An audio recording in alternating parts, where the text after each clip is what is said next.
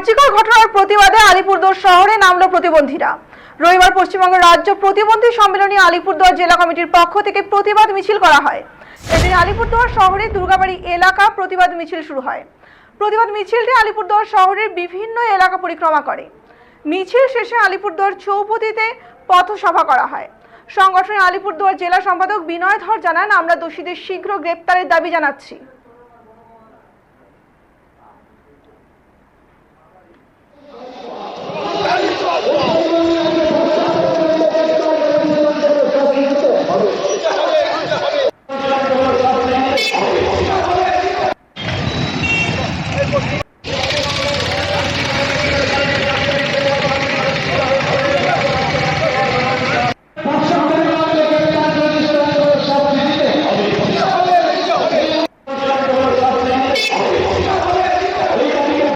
আজকের এই প্রতিবাদ মিছিল একটু বলবেন। আমাদের মূল দাবি হচ্ছে আরজিকর কাণ্ডে যারা দোষী, অর্থাৎ যারা খুনকারী, হত্যাকারী, সেই সঙ্গে ওই প্রমাণপত্র বিলোপ যারা করেছে তারা যাতে চরম শাস্তি পায়, সেই দাবি নিয়ে আমরা আজকে এখানে এসেছি।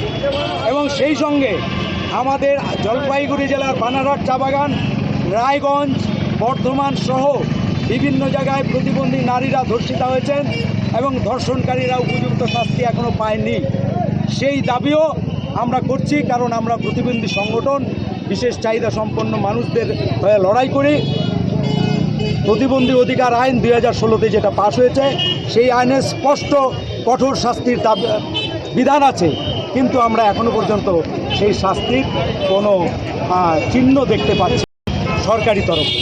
এই আরজিকর ঘটনাটা ঘটলো, গতকালকেও শুনলাম আমরা ওসি অ্যারেস্ট হয়েছে, আপনারা কি দাবি জানাচ্ছেন?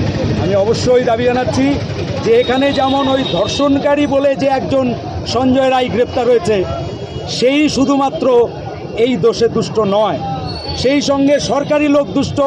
কারণ আরজিকরের যিনি প্রিন্সিপাল ছিলেন, যিনি ওই টালা থানার ওসি ছিলেন, তারাও গ্রেপ্তার হয়েছে। আমরা সবসময় দাবি করছি যে এর পেছনে একটা গভীর ষড়যন্ত্র আছে। এই গভীর ষড়যন্ত্রের অংশীদার ওরা, এবং পেছনে আরও কেউ আছে। তা নইলে এই ঘোষবাবু বা ওই টালা থানার ওসি তারা এত সাহস পেতে পারে না।